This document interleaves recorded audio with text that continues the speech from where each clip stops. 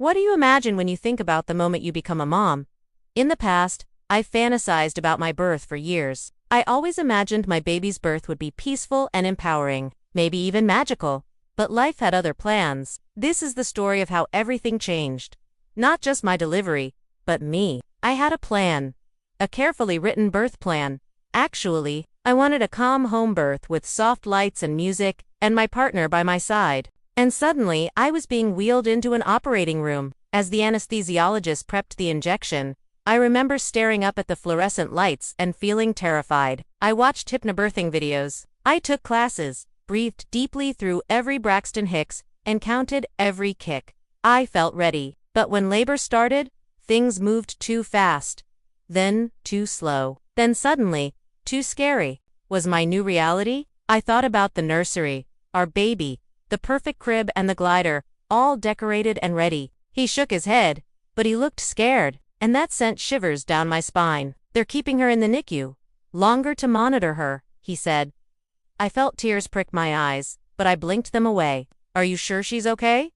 He cupped my face in his hands. She's going to be fine. The doctors said the same. It feels like a ticking clock, counting down each second. It's hard to breathe, hard to sleep, hard to eat. You're surrounded by worried parents, tired nurses, and sharp beeping monitors. And all you can do is hope. But I could hear the uncertainty in his voice, and that scared me more than any words could. But I kept checking my phone, waiting for the call that never came. I felt trapped.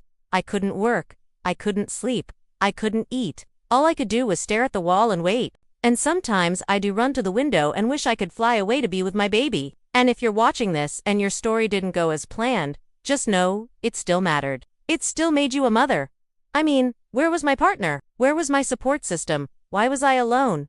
Hours later, the nurse called me. We found the cause of her breathing problems. She has a small grade to bleed in her brain. Nothing serious. We've got her on meds to help. Her cries became less frequent.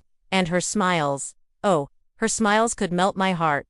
We brought her home and it felt surreal. And once those kick in, she should be fine. Relief flooded me, but I pushed it down.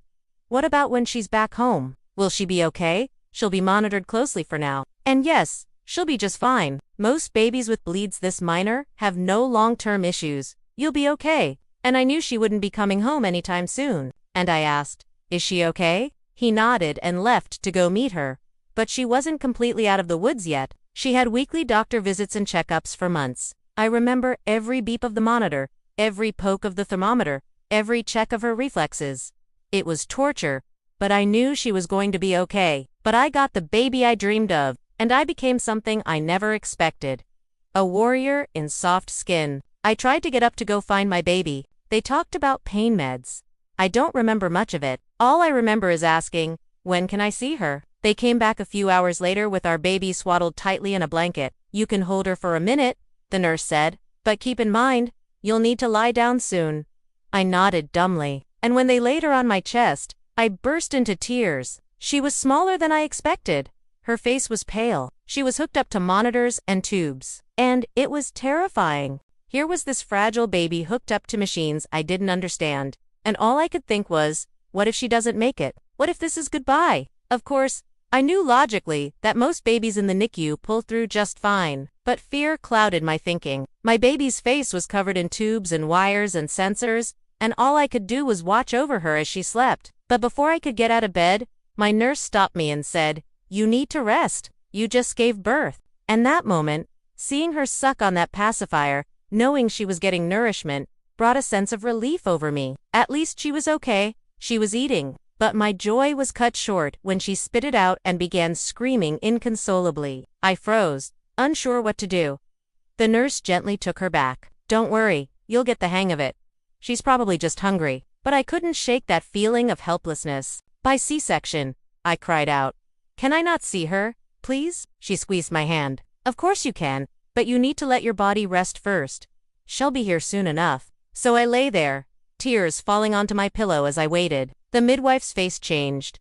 My baby's heart rate dipped and we rushed to the hospital, sirens blurring my thoughts. I remember squeezing my partner's hand so tight it went numb, disoriented, groggy, aching, all while staring at a ceiling. The epidural must have worn off because the pain was back, sharp and hot poker in my abdomen. How are you feeling? I sniffled, like I never want to feel this way again. She smiled gently and said, That's okay. That's normal. You just had major surgery. But I have good news. And I immediately perked up. Is she healthy? She nodded. And beautiful. You did great. But she's going to spend some time in the NICU. I frowned. Oh, okay. And she could tell I needed more than just the brief version. Your baby was born early. She's just a little bit premature. Nothing serious. You were both very brave during that C-section. I was able to get her out quickly, which helped her lungs fully inflate. But she does need some help breathing on her own, just until her lungs are stronger. She'll need to stay in the NICU for a couple weeks. Nothing too serious. It's not uncommon. Most babies leave the NICU just fine. I forced a smile. Okay. But inside I was crumbling. Then a flood of relief as they stitched me up. I went from lavender oil to emergency lights. I remember the doctor saying, We need to do a C-section now. The next thing I remember is waking up. Then my partner came in, eyes red-rimmed and tearful, and he whispered, It's okay. Love. It's all okay. Then the doctor came in. From excited first-time mom to be two? Is she gonna be okay? Hours later, my partner came back without our baby, and I felt panic rising. What happened?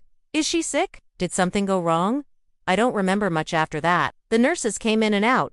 They checked my vitals. Then the nurse handed me a pacifier, and I held it to my baby's lips. She opened her mouth and instinctively sucked it.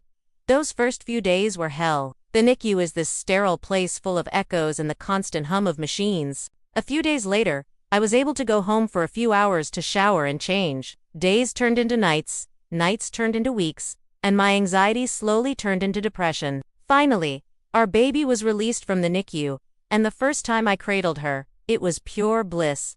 As the weeks passed, she thrived. Her skin lost its redness. Her weight increased. Our beginning wasn't what we imagined. It was filled with scars and stretch marks and stories no one sees, but it was ours. I didn't get the birth I wanted. Birth is messy. It's sacred. It's real. This is an original story. Please share your birth story. Someone needs to hear it today.